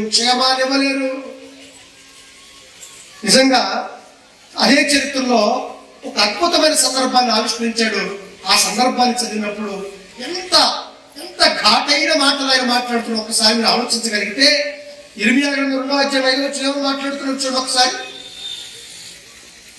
ఇర్మియా గ్రంథము 2వ అధ్యాయము 5వ వచనం ఏమని మాట్లాడుతున్న ఒకసారి వేద గ్రంథాన్ని చెప్పగలిగితే అక్కడ ఏం మాట్లాడుతున్నాడు? యెహోవా ఎలాగూ సెలవిచ్చుచున్నాడు, నా యందు ఏ దుర్నీతి చూసి మీ పితరులు వ్యర్థమైన దానిని అనుసరించి తాము వ్యర్థులైపోయినట్లు నా యొద్ద నుంచి దూరంగా తొలగిపోయారు. ఆనాడు మీ పితరులు గాని, ఆనాడు చరిత్రలో ఇశ్రాయేలు గాని నా యందు ఏ దుర్నీతి చూశారయ్యా? నన్ను విడిచిపెట్టి వాళ్ళందరూ కూడా వ్యర్థులుగా మారిపోయారు. వాళ్ళకి ఏమైనా లాభమా? నన్ను విడిచిపెడితే వాళ్ళకి క్షేమమా? నన్ను విడిచిపెడితే వారి జీవితాల్లో మేలు లేదు. నన్ను విడిచిపెడితే వారి జీవితాల్లో చీకటే. ఏ దుర్నీతి చూశారు చెప్పండి, నేనేం చేశాను అని ఆనాడున్న ఇశ్రాయేలు కూర్చుని వేశాడు. ఈ మాటను మనం నిజంగా జాగ్రత్తగా మనం ఆలోచిస్తే ఈనాడున్న ప్రజానికం కూడా, ప్రపంచం అంతా కూడా దేవుడిని ఎందుకు విస్మరించి బ్రతుకుతుంది? ఆ మాటను మనం అప్లై చేసుకుంటే ఏ దుర్నీతి చూశారని, ఏం చేశాడని ఈ ప్రపంచం అంతా కూడా దేవుడి దగ్గరికి రాకుండా దూరంగా వెళ్ళిపోతుంది, క్షేమాన్ని దూరంగా చేసుకుంటుంది. చెప్పండి, ఆలోచించండి ప్రియమైన దేవుడి పిల్లలు. అదే మాట్లాడుతున్నాడు. నా ఎందుకు ఏ దుర్నీతి చూశారు? ఎందుకు నా దగ్గరికి రావటం లేదు? ఎందుకు నా మాట వినటం లేదు? ఎందుకు మీ బ్రతుకుల్ని సంస్కరించుకోలేకపోతున్నారు? నా దగ్గరకు వస్తే మీకు క్షేమం అని చెప్పారు కదా, నన్ను విడిచిపెడితే మీరు నాశనం అయిపోతారని చెప్పారు కదా అని చెప్పుకుంటూ వచ్చి అదే 2వ అధ్యాయంలో ఏమండి 17వ వచనం ఏమని మాట్లాడుతున్నాడు చూడండి. 17వ వచనంలో నీ దేవుడైన యెహోవా నిన్ను మార్గములో నడిపించుచుండగా నీవు ఆయన్ని విసర్జిస్తున్నావు. మళ్ళీ చదవండి ఎంత బాగుందా మాట. నీ దేవుడైన యెహోవా నిన్ను మార్గంలో నడిపించుచుండగా నీవు ఆయన్ని విసర్జించుట వలన, నీవు దేవుడిని విసర్జించుట వలన, నువ్వు నీ కన్న తండ్రి దేవుడిని విసర్జిస్తే ఏమవుతుంది? ఏం చెప్పాడంటే విసర్జించడం వల్ల నీకు నీవే ఈ బాధను కలుగ చేసుకుంటివి కదా. నీకు ఎందుకు బాధ కలుగుతుందో తెలుసా? రే నాయనా, నిన్ను ఒక చక్కటి మార్గం నడిపిస్తాను రా, ఒక చక్కటి జ్ఞానాన్ని ఇస్తాను రా, ఒక మంచి మార్గాన్ని నీకు వేస్తాను రా, ఒక చక్కటి జీవితాన్ని నువ్వు గడుపుతుందని రా నా దగ్గర. నీకు బోధిస్తాను, నీకు చెబుతాను, నీకు అత్యున్నతమైన జీవితాన్ని నీకు ప్రసాదిస్తాను, నీకు నెమ్మది ఏంటో చెబుతాను అని దేవుడు చెప్పిన తర్వాత కూడా, దేవుడు అన్ని చెప్పి నడిపిస్తున్నప్పుడు కూడా దేవుడు చెయ్యిని విడిచిపెట్టి మనుషులందరూ కూడా దేవుని దూరంగా వెళ్ళిపోతున్నారు. విసర్జిస్తే ఏమవుతుంది? మేలు కలుగుతుందా? ఏమంటే మేలు కలిగించే, క్షేమం కలిగించే దేవుణ్ణి, శాశ్వత ప్రేమ కలిగిన దేవుని ప్రపంచం అంతా ఎందుకంటే విస్మరిస్తుంది చెప్పండి. నిజంగా ఈ రోజు మనందరం కూడా మన బ్రతుకుల్లో ఎవరికి విలువిస్తున్నాం చెప్పండి ఒకసారి మీరు ఆలోచించండి. భూ సంబంధమైన బంధాలక, భూ సంబంధమైన కార్యక్రమాలకు మనం విలువిస్తున్నామా చెప్పండి. నిజంగా దేవుడు మనల్ని పట్టించుకున్నంతగా మనుషులు మనం పట్టించుకోగలరు చెప్పండి, ఆలోచించండి. నిజంగా దేవుడు మన తల్లి గర్భంలో మనం పెండమునై ఉండగా ఆయన కన్నులు మనం చూసాం. ఆనాటి నుంచి మనం జాగ్రత్తగా కట్టికి రెప్పలా కాపాడాడు. ఆ పెండమునై ఉన్నప్పుడు, ఆ మాంసపు ముద్దగా తల్లి గర్భంలో మనం ఉన్నప్పుడు చక్కటి అవయవ రూపాలను తల్లి గర్భంలో అందరినీ కూడా చెక్కాడు తన చేతిలో. ఆ మాటలు రాయించుకున్నాడు బైబిల్లో. నిన్నే కదరా నేను చెక్కింది, నీ రూపాన్ని నా అరచేతిలో కదా చెక్కింది, నువ్వు పెండమునై ఉండగా నీ కన్నులను చూశాయి కదా, నీ గురించి నా గ్రంథంలో రాసుకున్నాడు కదా, ముదిమి వచ్చే వరకు నిన్ను ఎత్తుకునేవాడిని నేనే కదా,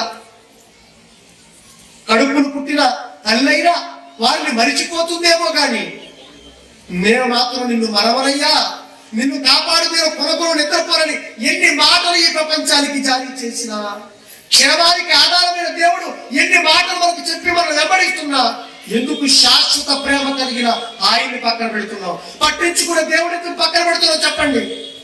ఈరోజు మనుషుల ప్రేమ ఎలా ఉంటాయి చెప్పనండి. నిజంగా మనం పెళ్లి చేసుకుంటాం, మనం వివాహాలు చేసుకుంటాం. వివాహాలు చేసుకున్న తర్వాత వాళ్ళ ప్రేమలు ఏ విధంగా ఉంటాయంటే, వివాహం చేసుకున్న మొదటి నెల వాళ్ళు ఎలా ఉంటారు, 2వ నెల వాళ్ళు ఎలా ఉంటారు, 1వ సంవత్సరం ఎలా ఉంటారు, 2వ సంవత్సరం ఎలా ఉంటారు, మీరు ఆలోచించండి. పెళ్ళైన కొత్తలో చేపట్టుకుని విడిచిపెట్టండి. ఎవరిని చేయి విడిచిపెట్టారు, బండి మీద చేసుకుంటే చక్కగా కూర్చుంటారు. ఆ పెళ్ళైన తొలినాళ్ళలో కొంతకాలం గడిచిపోయిన తర్వాత వాళ్ళు చూస్తే భార్య ఎక్కడ ఉంటుంది, భర్త ఎక్కడ ఉంటాడు. మాట్లాడు, ప్రేమలో మార్పు వచ్చేసిందా? ఆ మార్పు వచ్చేస్తుంది. మనుషుల ప్రేమ అలాంటివే. మరి ప్రారంభంలో ఉన్న ప్రేమ చివరి దాకా ఈ మనుషులు ఉండవు. అలాగే మన పిల్లలకి అంటాం, చిన్నప్పుడు ఎత్తుకుంటాం, ముద్దాడతాం, అబ్బో ఎంతో అల్లారు కొద్దిగా చూసుకుంటాం. కానీ పెరిగి పెద్ద అయిన కొద్దిగా అదే విధంగా ముద్దు పెట్టుకుంటాం, అదే విధంగా ఎత్తుకుంటామా? ఎత్తుకో. ఎందుకంటే మన ప్రేమలో ఎన్నో సారూప్యతలు, ఎన్నో మార్పులు ఉంటాయి. కానీ దేవాది దేవుని ప్రేమలో, దేవాది దేవుని ప్రేమ ఏమో తెలుసా? నిన్ను ముదిమి వచ్చే వరకు నిన్ను ఎత్తుకునేవాడు నేనే, నిన్ను చివరి వరకు నా చంకన పెట్టుకునేవాడు నేనే. ప్రారంభంలో నేను ఎలాగైతే ప్రేమించానో చివరి వరకు అలాగే నిన్ను ప్రేమిస్తాను, నీ కోసం 1000 కళ్ళతో ఎదురు చూస్తున్నాను. ఎవడు చెబితే ఆయన ప్రేమను పక్కన పెట్టి, ఆయన క్షేమాన్ని పక్కన పెట్టి, ఏమీ ఇవ్వని, ఏమీ చెయ్యని, మనల్ని మోసం చేసే మనుషుల కోసం మన బ్రతుకులు ఎందుకండి అర్థంగా గడుపుకుంటున్నాం చెప్పండి? ఈ భూ సంబంధమైన జీవితం కోసం మనం ఎందుకు ఆలోచిస్తున్నాం చెప్పండి? క్షేమానికి ఆధారమైన దేవుణ్ణి విడిచిపెట్టి, సంక్షేమానికి ఆధారమైన దేవుణ్ణి పక్కన పెట్టి, ఎందుకు ఈ మట్టి జీవితానికి విలువనిచ్చి ఈ రంగుల వలయంలో మాయలో చిక్కుకుని ఇష్టానుసారంగా మనం బ్రతుకుతున్నాం? ఒక్కసారి మీరు ఆలోచన చేయండి ప్రియమైన దేవుని పిల్లల. అదే మాట్లాడుతున్నారు చూడండి, మరోసారి చదువున్న మాట.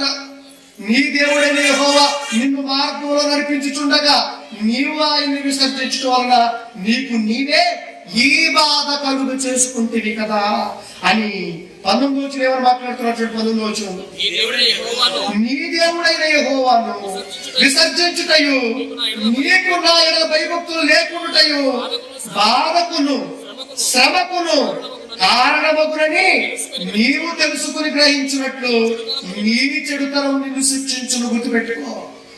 నన్ను విడిచిపెట్టి పక్కన వెళ్ళిపోయావు కదా, నా క్షేమాన్ని కాదనుకుని నువ్వు ఇష్టానుసారంగా ఈ లోకంలో బ్రతుకుతున్నావు కదా, అయితే నీకు నువ్వే ఈ బాధ కలిగి చేసుకుంటున్నావు.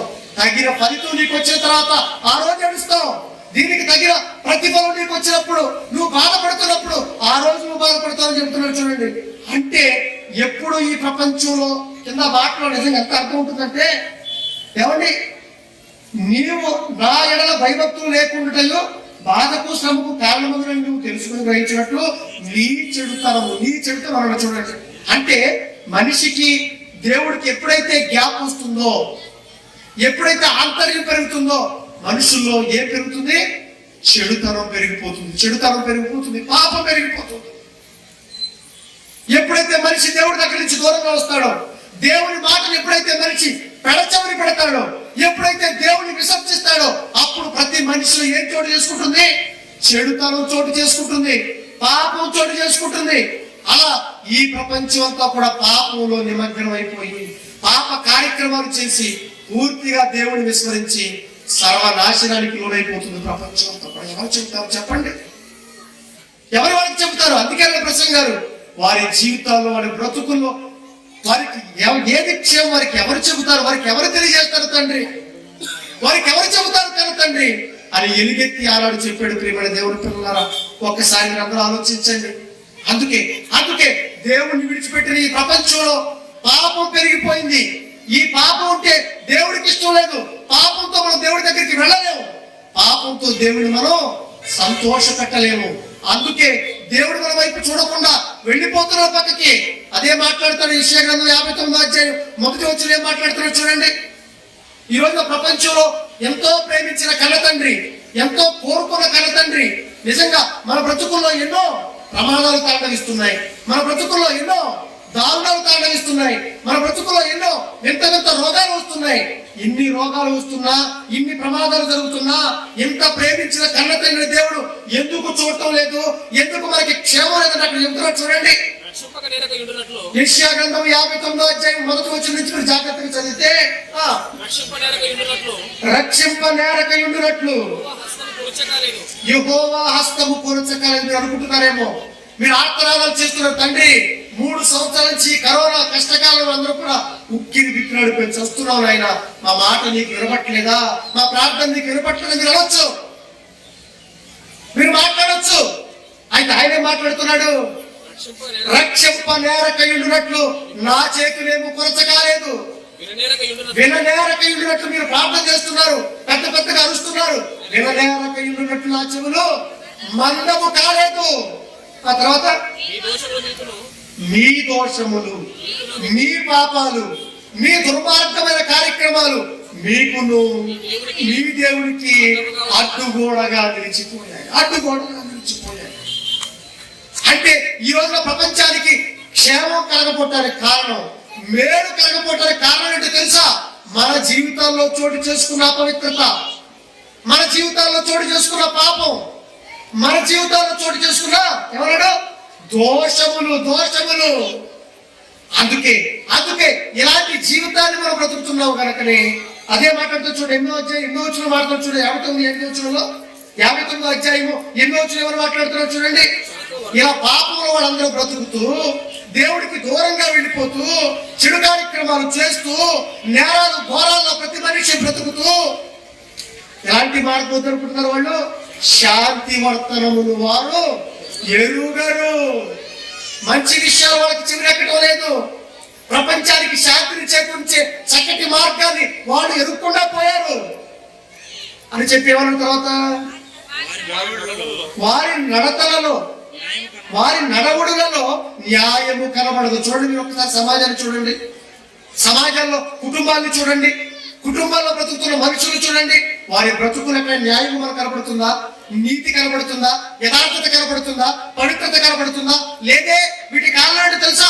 దేవుడికి దూరంగా వెళ్ళిపోతారు, దేవుడిని వదిలిపెట్టడమే, దేవుడి మాటలు పక్కన పెట్టడమే. అదే చెబుతారు భక్తులు. తర్వాత ఏమన్నాడు? వారు తమ కొరకు వంకర త్రోవలు కల్పించుకుంటున్నారు. నాయన రారా మంచి మార్గం నడిపిస్తారంటే మాకొద్దు మంచి మార్గం. మరి ఏం కావాలి? వంకర టింకర త్రోవలు మాకు కావాలి.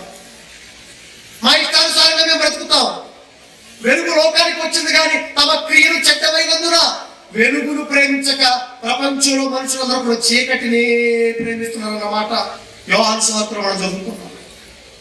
వారి కార్యక్రమాలు, చెడ్డ కార్యక్రమాలు కనబడకుండా వెలుగు దగ్గరికి రావటం లేదు, మంచి మాటలు వినటం లేదు, మంచి మాటల ప్రకారం బ్రతకటం లేదు, మంచి మార్గంలో ఈ సమాజంలో లేదు. మరి ఏ మార్గాన్ని ఎంచుకున్నారు? వంకరి టింకర మార్గాలు చూడండి. వారు తమ కొరకు వంకరి త్రోవలు కల్పించుకొచ్చున్నారు. వాటిలో నడుచువాడునెవడు శాంతి నొందడు. చెప్పేసాడు. మనకెందుకు శాంతి కలగటం లేదంటే, ఎందుకు మనకి సమాధానం దొరకటం లేదంటే, ఎందుకు మనకి క్షేమం కలగటం లేదంటే, ఎందుకు మన బ్రతుకులో ఆదరణ లేదంటే కారణం ఏం చెప్తున్నాడు? మీ బ్రతుకులో నీతి లేదు, మీ బ్రతుకులో యథార్థత లేదు, మీ బ్రతుకులో పవిత్రత లేదు, మీ బ్రతుకులో నాకు చోటు లేదు, నా మాటకు చోటు లేదు. అలాంటప్పుడు మీరు ఎలా బాగుపడతారు? అందుకే మీ దోషాలు, మీ పాపాలు నాకు మీకు అడ్డుగోడగా నిలిచాయి. అప్పుడు మనకి ఏమవుతుందో కింద మాటలు ఏం చెప్పాడు చూడండి. 9వ వచనం. కావున ఇలాంటి దౌర్భాగ్యమైన జీవితాన్ని మేము గడుపుతున్నాం కాబట్టి, ఇలాంటి దారుణమైన బ్రతుకుని మనం గడుపుతున్నాం కాబట్టి ఇప్పుడు మనకి ఏం ఎదురవుతుందో చెప్తున్నా చూడండి. దానికి ఫలితం ఏమవుతుందో చూడండి. కావున న్యాయం మాకు దూరంగా ఉన్నది, నీతి మమ్మల్ని కలుసుకునటం లేదు. వెలుగు కొరకు మేము కనిపెట్టుచున్నాము గాని చీకటియే ప్రాప్తించుచున్నది, చీకటియే కలుగుతున్నది. నాయన మాకు వెలుగు కావాలయ్యా, మా కుటుంబంలో క్షేమం కావాలయ్యా, మా బ్రతుకులు మారాలయ్యా అని నువ్వు ప్రార్థన చేస్తున్నా. ఎందుకు నీకు వెలుగు కలగటం లేదో తెలుసా? ఎందుకు మన బ్రతుకులు మారటం లేదో తెలుసా? ఆ పై కారణాల వల్లే. తర్వాత ఏం చెప్పాడు? ఏమండి? ప్రకాశము కొరకు ఎదురు చూస్తున్నాము గాని అంధకారంలో నడుచున్నాము, గోడ కొరకు గుడ్డివారి వలె తడుచున్నామని చెప్పుకుంటూ కిందకు వచ్చేసరికి 13వ వచనం ఏం మాట్లాడుతున్నాడు చూడండి. 13వ వచనంలో తిరుగుబాటు చేయుటయు, యెహోవాను విసర్జించుటయు, మా దేవుణ్ణి వెంబడింపక వెనుదీయుటయు, బాధాకరమైన మాటలు విధికి వ్యతిరేక్తమైన మాటలు వచించుటయు, హృదయమును యోచించుకుని అసత్యపు మాటలు పలుకుతాయి. ఇటువంటి దారుణమైన కార్యక్రమాలు చేస్తూ దేవుణ్ణి పక్కన పెట్టి దేవుడిని విసర్జిస్తే మీకు ఎలా మేలు కలుగుతుంది చెప్పండి అని యెషయా గారి చేత, ప్రసంగి గారి చేత, సమూయేలు గారి చేత, ఆనాడు మోషే గారి చేత, కొత్త నిబంధనలో యేసుక్రీస్తు వారి చేత, భక్తుల చేత అబ్బబ్బబ్బబ్బ ఎన్ని మాటలు చెప్పాడండి. ఎన్ని మాటలు వింటున్నా, ఎన్ని మాటలు చదువుతున్నా దేవుడే మనకి క్షేమం, దేవుడే మనకి ఆధారమైన సంగతి మనకు అర్థమైతే ఆ పాపపు జీవితాన్ని విడిచిపెట్టి దేవుడి దగ్గరికి ఎప్పుడో మనం వెళ్ళేవాళ్ళం. ఆ కార్యక్రమంలో భాగంగానే యేసుక్రీస్తు వారు అశూరు భాషని చెప్పండి, ఏ పాపం అయితే దేవుడికి ఇష్టం లేదో, ఏ పాపం వల్ల దేవుడి క్షేమం, దేవుడి శాంతి మనకు దూరం అయిపోయిందో అది మనం కలిగించడానికి కదా నా మహానుభావుడు వచ్చి తన శిలువలో ఆ ప్రాణత్యాగాన్ని, ఆ శిలువలో తన శరీరాన్ని ఛిద్రం చేసుకుని, ఆ శిలువలో తన రక్తాన్నంతా కార్చి మనందరినీ కూడా పావనపరిచి పవిత్రపరిచి మనందరినీ కూడా దేవుడితో సమాధానం పంచాడు కదండి. క్రీస్తుతో రాబోయే మేళ్ళన్నిటినీ మనం అనుభవించాలని, ఈ క్షేమాన్ని మనం పొందుకోవాలని క్రీస్తుతో మన జీవితాన్ని సమాధానపరిచాడు ఆయన చావుతో, ఆయన మరణంతో. అయినా మన బ్రతుకుల్లో మార్పు లేదా? అయినా మన జీవితాల్లో మార్పు లేదా? అయినా దేవుడిని మనం స్వీకరించుకోలేకపోతున్నామా? ఏముంది చెప్పండి ఈ లోకంలో? ఏమీ లేదండి ఈ లోకంలో, ఈ జీవితంలో ఏమీ లేదు. ఎప్పటికైనా ఈ లోకాన్ని విడిచిపెట్టి వెళ్ళిపోవాల్సిందే. అది భక్తులు గుర్తించారు. అది భక్తులు గుర్తించారు కనుకనే ఈ లోకంలో మాకు క్షేమం లేదు, ఈ లోకంలో మాకు నెమ్మది లేదు. మనుషులందరూ కూడా వంకరత్వాలు ఏర్పాటు చేసుకున్నారు. సత్యానికి చెదిరించే సమాజం కాదు, సమాజంలో మంచికి చిరునామా లేదు. ఎక్కడ చూసినా దారుణాలు జరుగుతున్నాయి, ఎక్కడ చూసినా మోసాలు జరుగుతున్నాయి. కన్న తండ్రి నువ్వెంత చెప్పినా ఈ సమాజం మాత్రం వినటం లేదు. ఆఖరికి నీ కుమారుని ఈ భూమి మీదకి పంపించిన వారి జీవితాల్లో ఇసువంత మార్పు కూడా వాళ్ళకి లేదు కన్న తండ్రి. చీకట్లోనే మనం బ్రతుకుతున్నారు. కాబట్టి ఇక్కడ మేము బ్రతకలేము, ఇక్కడ మేము బ్రతకలేము, మమ్మల్ని మీ దగ్గరికి తీసుకెళ్ళిపోయి భక్తులు ఆర్తనాదాలు చేశారండి. ఆ క్రమంలోనే అపోస్తలుడైన పౌలు గారు ఏం మాట్లాడుతున్నాడో చివరిగా ఈ మాటలు చూసుకుని ముగించుకుందాం. చూడండి ఎవరు మాట్లాడుతున్నారో చూడండి. అపోస్తలుడైన పౌలు గారు ఫిలిప్పీయులకు రాసిన పత్రిక 1వ అధ్యాయము 23వ వచనం ఎవరు మాట్లాడుతున్నారో చూడండి. ఈ రెండింటి మధ్యను అపోస్తలుడైన పౌలు గారు ఫిలిప్పీ సంఘానికి రాసిన పత్రిక 1వ అధ్యాయము 23వ వచనం. ఈ రెండింటి మధ్యన ఇరుకులు పడిపోయిన. ఏ రెండింటి మధ్యన? సావాలా బ్రతకాల, సావాలా బ్రతకాల.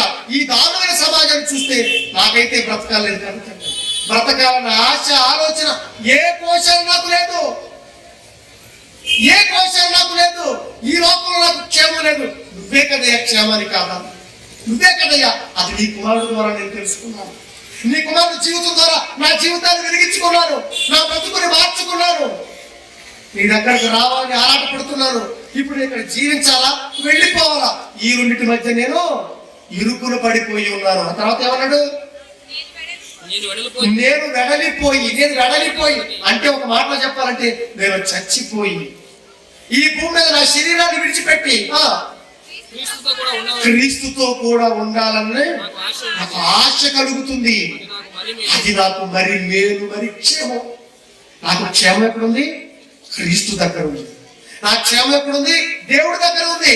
నేను వెళ్ళిపోతేనే నాకు మేలు, నేను వెళ్ళిపోతే నాకు క్షేమం. నాకు క్షేమం అక్కడ ఉంది, నాకు క్షేమం నీ దగ్గర ఉంది. నీ దగ్గరకు వచ్చేస్తావు తండ్రి అని భక్తులందరూ, పౌలు గారే కాదండి, ఒక మోషే గారి గురించి ఆలోచిస్తారా?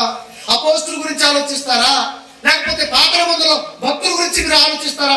ఎవరి గురించి మీరు ఆలోచిస్తారో ఆలోచించండి. ఎవరు కూడా ఈ భూమి మీద బతకడానికి వాళ్ళు ఇష్టపడలేదు. ఎందుకంటే ఈ మానవ సమాజం ఎంత పాతకానికి దిగబడిపోయిందంటే, ఎంత రాక్షసత్వానికి దిగబడిపోయిందంటే, బ్రతుకునిచ్చి, జీవితాన్నిచ్చి, ఊపిరినిచ్చి, జీవాన్నిచ్చి ప్రతి నిత్యం బ్రతికిస్తున్న దేవుడే పక్కన పెట్టి దేవుడి మీదే తిరుగుబాటు చేసే దారుణమైన కుసంస్కారానికి తిరగబడిపోయారండి మనుషులందరూ కూడా. అందుకే తమ భక్తుల ద్వారా ఎన్నో హెచ్చరిక మాటలు, నన్ను విసర్జిస్తే మీరు నాశనం అయిపోతారయ్యా, మీరు బాగుపడరయ్యా, మీరు, మీ పిల్లలు, మీ ఏలికలు మీరు బాగుపడాలంటే, మీకు క్షేమం కలగాలంటే రండి నా దగ్గరికి, రండి, ఎప్పటికైనా రండి, రండి. మన దేవుని ఎదుట సాగిలపడి నమస్కారం చేదుము. ఆయనే మనల్ని రక్షించేది, ఆయనే మనకి క్షేమాన్ని కలిగించేది, ఆయనే మనల్ని విమోచించేది, ఆయన మాత్రమే తన హక్కును చేర్చుకునేది. ఒక్కసారి మీరు అందరూ ఆలోచన చేయండి ప్రియమైన. ఎప్పటికైనా ఈ మాటలు విన్న తర్వాత అయినా కనీసం మీరు అనుకున్నట్టుగా ఈ పండగ పర్వదినాలైనా ఆ యేసుక్రీస్తు రాకడలో ఉన్న ఆ సత్యాన్ని, ఆ స్వచ్ఛమైన సత్యాన్ని మీరు అందరూ కూడా హృదయంలో దిక్కించుకోండి. ఆ మహానుభావుడు రాకడానికి ప్రధానమైన కారణం ఈ ప్రపంచానికి దేవుడిని చూపించడమే, ఈ ప్రపంచానికి దేవుడు విలువ తెలియపరచడమే, ఈ ప్రపంచానికి దేవుడి యొక్క క్షేమానుకున్న ఆధారాన్ని తెలియపరచడమే. కాబట్టి ఆయన మన కోసం చనిపోయాడు, మన పాపాలను ఆయన మీద వేసుకున్నాడు, మన యొక్క గాయాలన్నింటినీ కూడా ఆయన భరించాడు, మనకి స్వస్థత ప్రసాదించాడు, మనందరినీ కూడా స్వచ్ఛమైన మనుషులుగా చేయడానికి ఆయన సిద్ధంగా ఉన్నాడు. ఎందుకనంటే మనందరూ బ్రతుకులు ఎక్కడికి వెళ్ళాలి? ఇప్పుడు ఎవరి దగ్గరికి వెళ్ళాలి? దేవుడి దగ్గరికి వెళ్ళాలి. దేవుడితో సంధి చేయాలని, దేవుడితో సమాధానపడాలని. ప్రియమైన దేవుని పిల్లలారా, నిజంగా ఈ మాటల్లో ఆంతర్యం మీకు అర్థమైతే, భక్తులు నోటలో ఉన్న మాటలు మీకు అర్థమైతే, మనందరికీ క్షమాధానం ఎక్కడుంది? ఎక్కడుంది? గట్టిగా చెప్పండి. దేవుడి దగ్గర ఉంది. కాబట్టి మీకు క్షేమం కావాలంటే దేవుడి దగ్గరకు రండి, దేవుడి మాటలు వినండి, దేవుడి మాట ప్రకారం బ్రతకండి. మాకు క్షేమం వద్దు, లోకంలో మీ ఇష్టానుసారంగా బ్రతుకుతాం అనుకుంటారా? మీ ఇష్టానుసారంగా మీరు బ్రతకండి, నాశనానికి వెళ్ళిపోండి. కళ్ళు మూసుకొని ప్రార్థన చేసుకుందాం. ప్రేమ నమ్మకం కలిగిన మా ప్రియ పరలోకమందున్న కనుక నిజంగా ఎన్నో విలువైన మాటలు, ఎన్నో ఉన్నతమైన మాటలు మాకు తెలియపరిచారు కన్న తండ్రి. నిజంగా ఈ మాటలు తెలియక, ఈ జ్ఞానం తెలియక అజ్ఞానం కెలికిపోతున్న ఈ బ్రతుకుల్లో తండ్రి మాకు ఒక నీతి సూర్యుని ప్రసాదించావు తండ్రి. ఆయన ఈ లోకంలో వెలిగాడు, మమ్మల్ని వెలిగించాలని ప్రయత్నం చేశాడు, మా జీవిత పరమార్థాన్ని తెలియపరిచాడు కన్న తండ్రి. వెళ్ళిపోయి 2000 సంవత్సరాలు అవుతున్నా, అప్పటి నుంచి ఇప్పటి వరకు మీ కుమారుని మేము అనుసరిస్తున్నా. ఎందుకో మీ ఉన్నతమైన పాఠాలను అందుకోలేకపోతున్నాం. కానీ ఈరోజు నిజంగా ఈ ప్రాంతంలో మీ పిల్లలతో ఈ ఉన్నతమైన మాటలు పంచుకున్నాం కన్న తండ్రి. మీ మనస్సును తెలియపరిచావు కన్న తండ్రి. మీరు మా పట్ల చేసే గొప్ప గొప్ప కార్యక్రమాలు తెలియపరిచావు కన్న తండ్రి. ఆ మాటలు విన్న మీ పిల్లలందరూ కూడా హృదయం అనే పలక మీద వాటిని రాసుకున్న వాటి ప్రకారం జీవించి తుచ్చమైన ఈ జీవితాన్ని ముగించుకున్న తర్వాత నీ యొక్క నిత్యరాజ్యానికి చేరుకునే భాగ్యాన్ని మాత్రమే దయచేయండి. అలాగే తండ్రి, నిజంగా ఈ కార్యక్రమాలు ఏర్పాటు చేసిన పిల్లలందరినీ జ్ఞాపకం చేసుకోండి. కూడి వచ్చిన ప్రతి బిడ్డను మీరు జ్ఞాపకం చేసుకోండి. ఈ పట్టణంలో ప్రతి ప్రజలు, ప్రతి బిడ్డను మీరు జ్ఞాపకం చేసుకోండి కదా తండ్రి.